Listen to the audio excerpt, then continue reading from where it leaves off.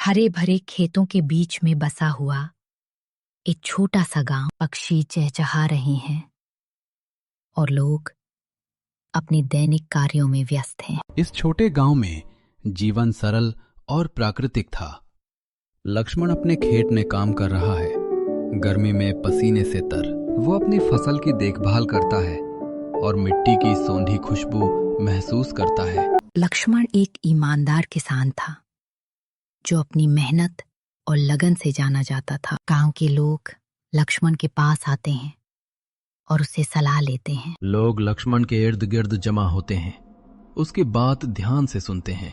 लक्ष्मण भाई, आपकी सलाह से हमारी फसल बहुत अच्छी होती है। लक्ष्मण की ईमानदारी की चर्चा गांव में फैली हुई है। लोग उसकी सरलता और ईमानदारी की प्रशंसा करते हैं। उसकी सत्यनिष्ठा के किस्से पूरे गांव में लोगों के मुंह पर थे। लक्ष्मण अपने परिवार के साथ साधारण भोजन कर रहा है। वो अपने बच्चों को अच्छे संस्कार सिखाता है। उसकी जीवन शैली में सरलता और सच्चाई कूट कूट कर भरी थी।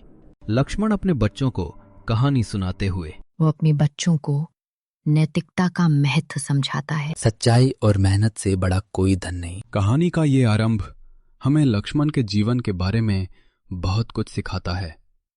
लक्ष्मण अपने खेत की सूखी और बर्बाद फसल को देख रहा है। लक्ष्मण अपनी फसल को बड़े ध्यान से देखता है और उसके चेहरे पर निराशा साफ झलक रही है। ये वर्ष कठिनाइयों से भरा था।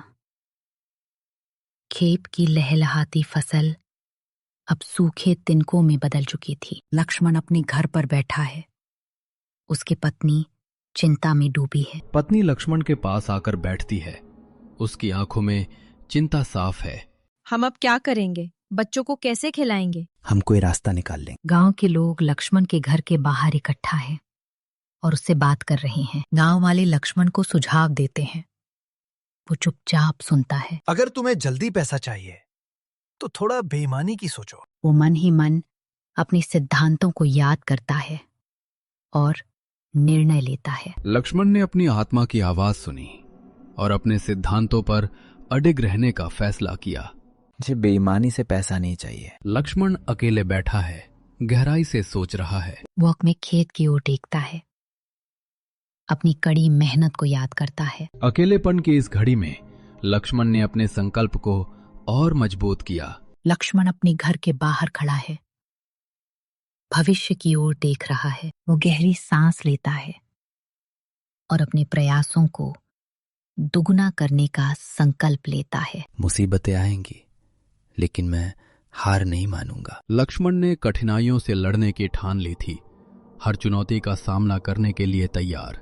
लक्ष्मण अपने खेत में खड़ा होता है।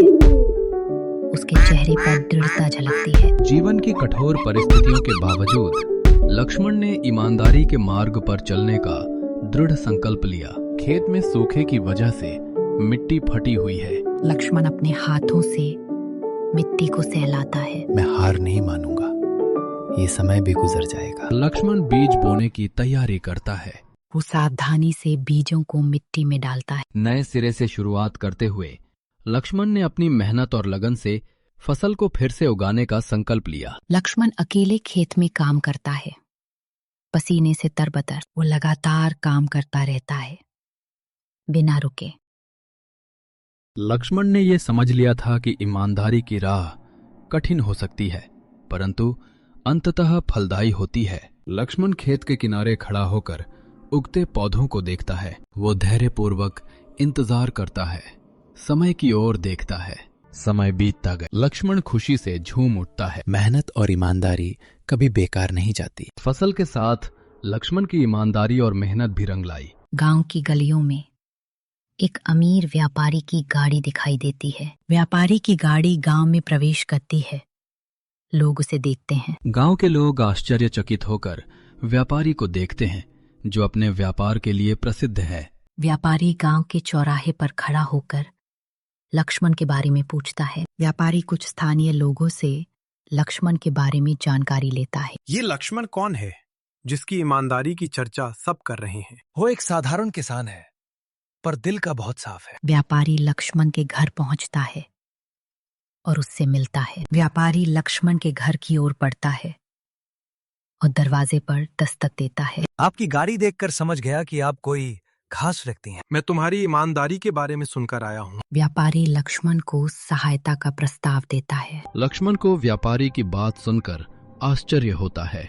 मैं तुम्हारे खेतों के लिए कुछ संसाधन देना चाहता हूँ ताकि तुम बेहतर कर सको। लक्ष्मण व्यापारी की मदद से अभिभूत होता है। लक्ष्मण व्यापारी के प्रस्ताव को स्वीकार करता है। लक्ष्मण की आंखों में आंसू आ जाते हैं।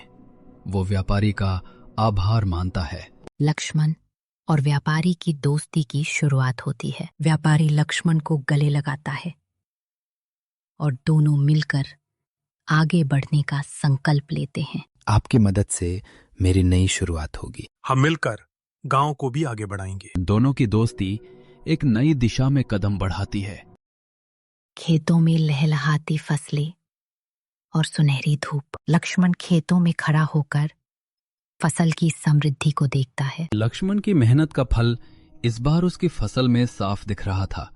फसल पहले से कहीं ज्यादा अच्छी हुई थी। लक्ष्मण के घर के बाहर खड़ी गाड़ी और बच्चों के नए कपड़े। लक्ष्मण अपनी पत्नी के साथ घर के बाहर खड़ी गाड़ी की ओर देखता है। इस बार सच में बड़ी राहत मिल गई है। हाँ, ईमानदारी का फल मीठा होता है। गांव के चौराहे पर लोग लक्ष्मण की चर्चा करते हैं। नाम वाले लक्ष्मण की ईमानदारी की प्रशंसा करते हुए बातचीत करते हैं। लक्ष्मण की मेहनत और ईमानदारी की मिसाल पूरे गांव में दी जाती है।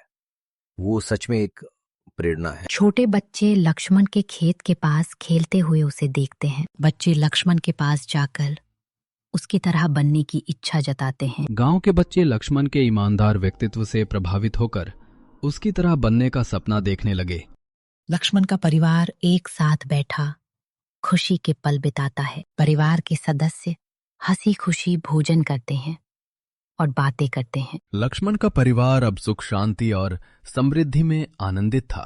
लक्ष्मण रात के समय अपनी पत्नी से भविष्य की योजनाओं पर चर्चा करता है। लक्ष्मण और उसकी पत्नी भविष्य के लिए योजनाएं बनाते हैं। अब हमें बच्चों की पढ़ाई पर ध्यान देना चाहिए। हाँ, अब समय आ गया है उनके सपनों को पूरा करने का। भविष्य की ओर लक्ष्मण के कदम और भी मजबूत हो गए।